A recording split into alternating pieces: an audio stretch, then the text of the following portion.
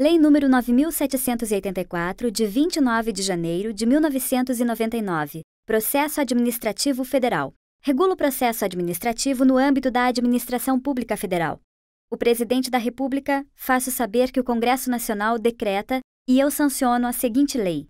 Capítulo 1. Das Disposições Gerais. Artigo 1º. Esta lei estabelece normas básicas sobre o processo administrativo no âmbito da administração federal direta e indireta, visando em especial a proteção dos direitos dos administrados e ao melhor cumprimento dos fins da administração. Parágrafo 1º.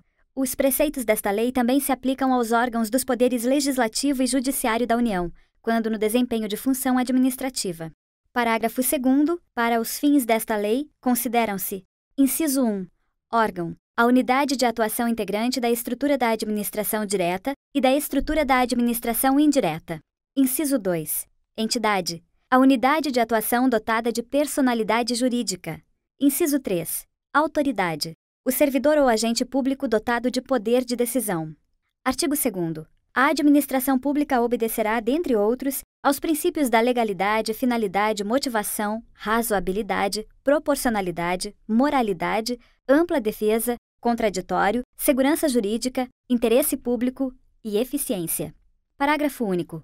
Nos processos administrativos serão observados, entre outros, os critérios de: inciso 1. Atuação conforme a lei e o direito. Inciso 2. Atendimento a fins de interesse geral, vedada a renúncia total ou parcial de poderes ou competências, salvo autorização em lei. Inciso 3. Objetividade no atendimento do interesse público, vedada a promoção pessoal de agentes ou autoridades. Inciso 4. Atuação segundo padrões éticos de probidade, decoro e boa-fé. Inciso 5. Divulgação oficial dos atos administrativos, ressalvadas as hipóteses de sigilo previstas na Constituição. Inciso 6. Adequação entre meios e fins, vedada a imposição de obrigações, restrições e sanções em medida superior àquelas estritamente necessárias ao atendimento do interesse público. Inciso 7. Indicação dos pressupostos de fato e de direito que determinarem a decisão. Inciso 8. Observância das formalidades essenciais à garantia dos direitos dos administrados. Inciso 9. Adoção de formas simples suficientes para propiciar adequado grau de certeza, segurança e respeito aos direitos dos administrados. Inciso 10. Garantia dos direitos à comunicação, à apresentação de alegações finais, à produção de provas e à interposição de recursos, nos processos de que possam resultar sanções e nas situações de litígio. Inciso 11. Proibição de cobrança de despesas processuais, ressalvadas as previstas em lei. Inciso 12. Impulsão, de ofício, do processo administrativo, sem prejuízo da atuação dos interessados. Inciso 13. Interpretação da norma administrativa da forma que melhor garanta o atendimento do fim público a que se dirige, vedada a aplicação retroativa de nova interpretação. Capítulo 2. Dos direitos dos administrados. Artigo 3º. O administrado tem os seguintes direitos perante a administração, sem prejuízo de outros que lhe sejam assegurados. Inciso 1. Ser tratado com respeito pelas autoridades e servidores que deverão facilitar o exercício de seus direitos e o cumprimento de suas obrigações. Inciso 2. Ter ciência da tramitação dos processos administrativos em que tenha a condição de interessado, ter vista dos autos, obter cópias de documentos neles contidos e conhecer as decisões proferidas. Inciso 3. Formular alegações e apresentar documentos antes da decisão, os quais serão objeto de consideração pelo órgão competente. Inciso 4. Fazer-se assistir facultativamente por advogado, salvo quando obrigatória a representação por força de lei. Capítulo 3. Dos deveres do administrado. Artigo 4º. São deveres do administrado perante a administração, sem prejuízo de outros previstos em ato normativo. Inciso 1. Expor os fatos conforme a verdade. Inciso 2. Proceder com lealdade, urbanidade e boa-fé. Inciso 3. Não agir de modo temerário. Inciso 4. Prestar as informações que lhe forem solicitadas e colaborar para o esclarecimento dos fatos. Capítulo 4. Do início do processo. Artigo 5º. O processo administrativo pode iniciar-se de ofício ou a pedido de interessado. Artigo 6º. O requerimento inicial do interessado, salvo casos em que for admitida solicitação oral, deve ser formulado por escrito e conter os seguintes dados. Inciso 1. Órgão ou autoridade administrativa a que se dirige. Inciso 2. Identificação do interessado ou de quem o represente. Inciso 3. Domicílio do requerente ou local para recebimento de comunicações. Inciso 4. Formulação do pedido com exposição dos fatos e de seus fundamentos.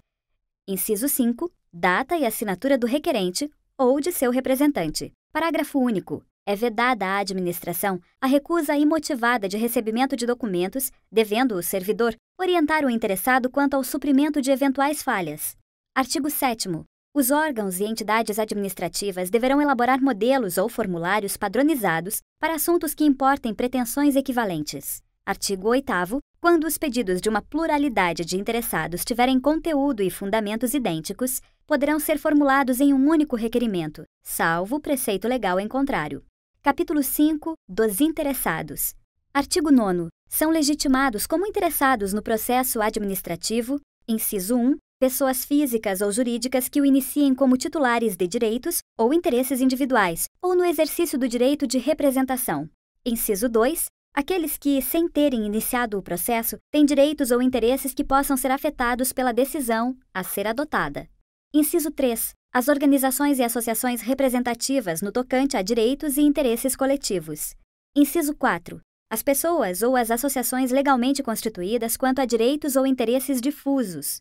Artigo 10. São capazes, para fins de processo administrativo, os maiores de 18 anos, ressalvada a previsão especial em ato normativo próprio. Capítulo 6 da competência.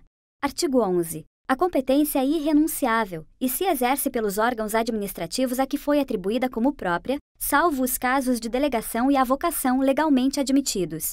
Artigo 12. Um órgão administrativo e seu titular poderão, se não houver impedimento legal, delegar parte da sua competência a outros órgãos ou titulares, ainda que estes não lhe sejam hierarquicamente subordinados, quando for conveniente, em razão de circunstâncias de índole técnica, social, econômica, jurídica ou territorial. Parágrafo único. O disposto no caput deste artigo aplica-se à delegação de competência dos órgãos colegiados aos respectivos presidentes. Artigo 13. Não podem ser objeto de delegação, inciso 1, a edição de atos de caráter normativo. Inciso 2. A decisão de recursos administrativos. Inciso 3. As matérias de competência exclusiva do órgão ou autoridade. Artigo 14. O ato de delegação e sua revogação deverão ser publicados no meio oficial. Parágrafo 1º. O ato de delegação especificará as matérias e poderes transferidos, os limites da atuação do delegado, a duração e os objetivos da delegação e o recurso cabível, podendo conter ressalva de exercício da atribuição delegada. Parágrafo 2º. O ato de delegação é revogável a qualquer tempo pela autoridade delegante. Parágrafo 3º. As decisões adotadas por delegação devem mencionar explicitamente esta qualidade e considerar-se-ão editadas pelo delegado. Artigo 15. Será permitida em caráter excepcional e por motivos relevantes devidamente justificados a avocação temporária de competência atribuída a órgão hierarquicamente inferior. Artigo 16. Os órgãos e entidades administrativas divulgarão publicamente os locais das respectivas sedes e, quando conveniente, a unidade fundacional competente em matéria de interesse especial. Artigo 17. Inexistindo competência legal específica, o processo administrativo deverá ser iniciado perante a autoridade de menor grau hierárquico para decidir. Capítulo 7. Dos impedimentos e da suspeição. Artigo 18. É impedido de atuar em processo administrativo o servidor ou autoridade que, inciso 1, tenha interesse direto ou indireto na matéria. Inciso 2. Tenha participado ou venha a participar como perito, testemunha ou representante, ou se tais situações ocorrem quanto ao cônjuge, companheiro ou parente e afins até o 3º grau. Inciso 3. Esteja litigando judicial ou administrativamente com o interessado ou respectivo cônjuge ou companheiro. Artigo 19. A autoridade ou servidor que incorrer em impedimento deve comunicar o fato à autoridade competente, abstendo-se de atuar. Parágrafo único. A omissão do dever de comunicar o impedimento constitui falta grave, para efeitos disciplinares. Artigo 20. Pode ser arguida a suspeição de autoridade ou servidor que tenha amizade íntima ou inimizade notória com algum dos interessados ou com os respectivos cônjuges, companheiros, parentes e afins, até o 3º grau. Artigo 21. O indeferimento de alegação de suspeição poderá ser objeto de recurso sem efeito suspensivo. Capítulo 8. Da forma, tempo e lugar dos atos do processo. Artigo 22. Os atos do processo administrativo não dependem de forma determinada senão quando a lei expressamente a exigir.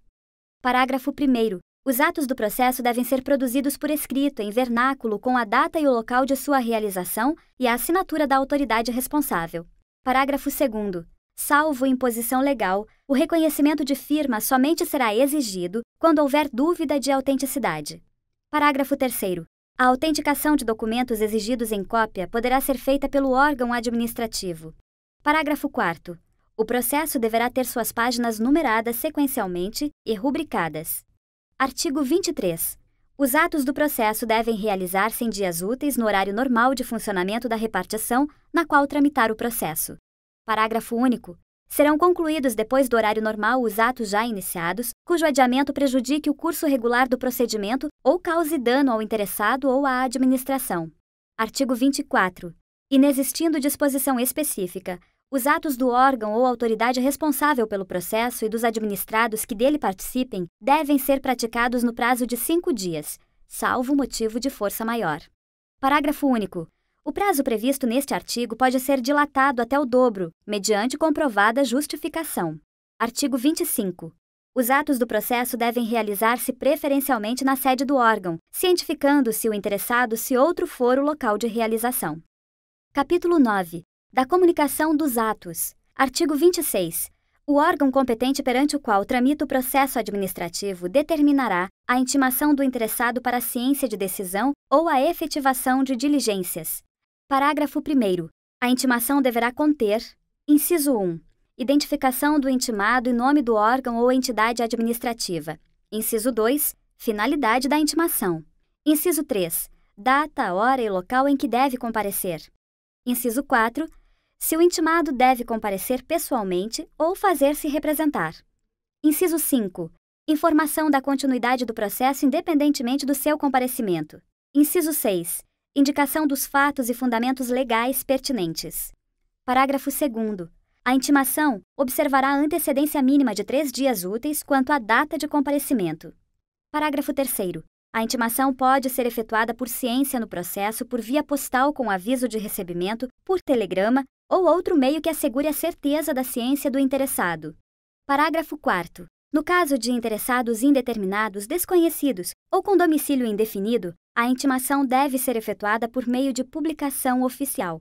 Parágrafo 5º. As intimações serão nulas quando feitas sem observância das prescrições legais, mas o comparecimento do administrado supre sua falta ou irregularidade.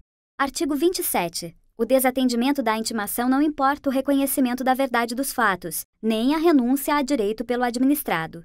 Parágrafo único. No prosseguimento do processo, será garantido o direito de ampla defesa ao interessado. Artigo 28. Devem ser objeto de intimação os atos do processo que resultem para o interessado em imposição de deveres, ônus, sanções ou restrição ao exercício de direitos e atividades, e os atos de outra natureza de seu interesse. Aqui terminamos a primeira parte da leitura da Lei 9.784/1999.